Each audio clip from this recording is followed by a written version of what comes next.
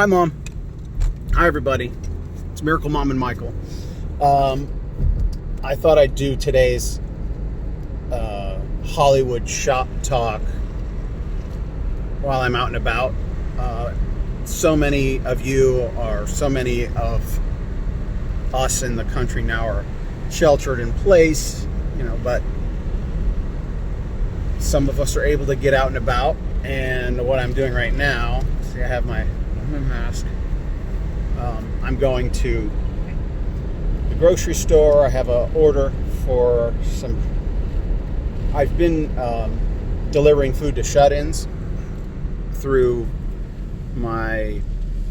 there's a kind of a charitable organization I'm a part of in my neighborhood, in my town. I've been doing that, but my church has also started doing it, and today I got my first order from the church. And so I am about to go get 1 pound of 80% fat ground beef, 2 bags of this, 4 bags of that, 30 of these, 100 of those. It's a long list. People aren't going shopping every 3 times a day like they used to. Let's try and stay in for a week and not cross-contaminate and get out there in the viral infected public. So I am risking my life every time I step outside the door. But we always do that. I mean, I'm in a car. I risk my life every time I get in the car anyway. But all of that is enough patting myself on the back for doing good, right? There goes my reward. I just announced it to the world. It's just one of the things I've been doing. Figured I'd get in an episode, a segment. What I want to talk about in today's Hollywood Shop Talk this morning, this episode was inspired by something that happened this morning. One of the things I'm doing as I'm gradually disclosing the project I'm working on. So I have mentioned that I have a entertainment attorney. I have mentioned that I have a business partner. And another part of this process for me, at least right now, is procuring a literary agent. So I wrote this script. I have the rights to it. And the source material from which this script is based has never been translated to English. So I have a translator. And I have a historian. I have a couple historians. It's crazy. First of all, I'm shut in. I'm out of work. I'm not making a penny right now. And even without the pandemic, I haven't been making a penny for quite a while. I've been developing, and that's part of Hollywood. Is there's the development phase. Every big studio has a development department where they have a staff of people they pay. But if you're an independent, development means you've got to figure out how to pay your bills while you're developing. And so I've figured it out for the last couple of years, but now with the pandemic, there's no income coming in. So a lot of people think Hollywood is all glamour, glitz and glamour, and there's a very, very small percentage of Hollywood that fits that category. The vast majority of Hollywood is just regular working stiffs like me trying to make a buck. And so I'm in a really good position in that regarding with my business partner, we are co-owners of an intellectual property company. The intellectual property company owns the source material that I'm talking about, and I have so my business partner is paying for my translator to translate. My business partner paid for the research trips that are going to be, I'm going to show you in that other podcast that's coming up. My entertainment attorney is on retainer, something that my business partner has set aside the money for. And then the latest thing is a literary agent, because the translation is going to get published as a book, probably before the movie gets made, or maybe while the movie's being made. We'll see. And so part of the process, before you can find a publisher, you need a literary agent. All these steps you have to jump through, just like actors need agents, or I technically need an agent for if I'm going to direct or be your screenwriter or whatever. They're agents for everything. I think this literary agent could technically function as in that capacity for me.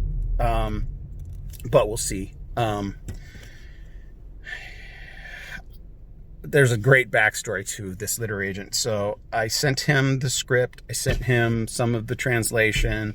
He's super busy trying to figure out he's got like 50 clients, authors that are trying to figure out what they're going to do in this pandemic, because book publishing is affected as well. It's part of the entertainment industry, really. Entertainment is one of the first things to take a hit. That's discretionary income. When the economy starts to tank, as it is right now, we're literally on this precipice on the way down. There's going to be an uptick at some point, but we are plummeting right now. Oil dropping to negative. Like yesterday, the oil went to negative $40 or something. Just, unprecedented things happening in our world all around us at all times, and an accelerated rate at this present moment. All of that being said, I was invited to a town hall group, virtual group meeting where this literary agent and the agents that work for him and their administrator met with as many of their clients as were available to log in. I don't know how many people were in the group thing, but I was invited in, which means I've pitched to this guy the project that I have, the intellectual property, and he said he's very interested in representing us. And to be invited into that thing today is kind of the seal. It feels like me. It seals the deal. So it was very exciting, and it was like a 2-hour conversation, and I recorded it all. I just set my camera in place and just recorded it and listened, and maybe it'll find its way into some behind the scenes at some point. I just got an inside look at what's going on in the publishing world. Like these guys have authors that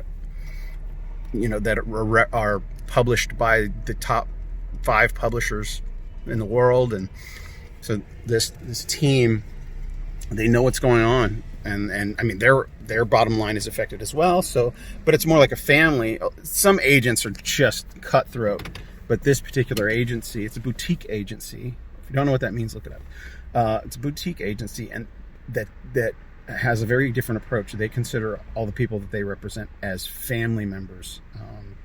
And I mean, I've known the guy and one of his sons that run it. That I've known them for 20 years, and I completely forgot that they were literary agents. And then when I came about that I needed one, well, that's another story of how I remembered.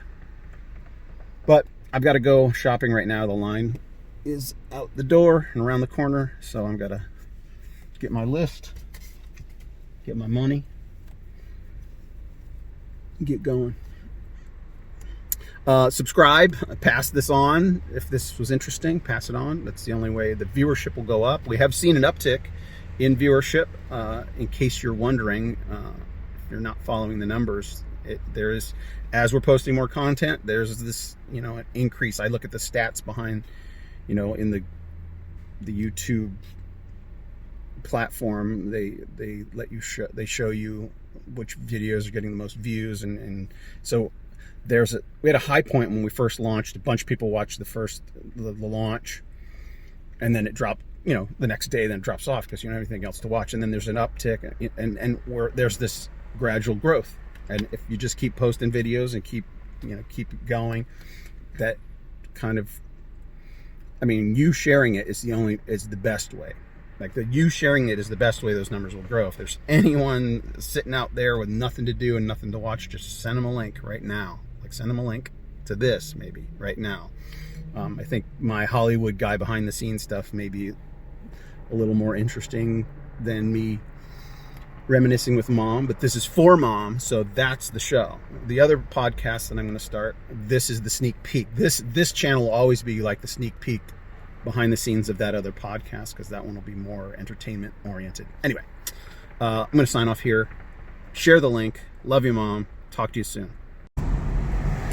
Surprise. That was hands down the biggest shopping trip I've ever done on my own. Woo. There were 10 bags maybe, I think. Big, heavy, full bags. Yep.